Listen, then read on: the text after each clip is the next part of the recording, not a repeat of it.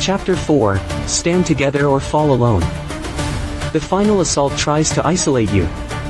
It tells one person they are weak, another they are unlovable, a third that their voice does not matter. The counterattack is unity.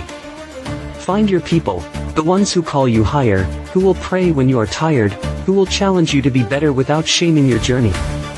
Build circles of accountability, households of peace, teams that outlast moods. When you stand shoulder to shoulder, darkness runs short on places to hide. Speak blessings into your home.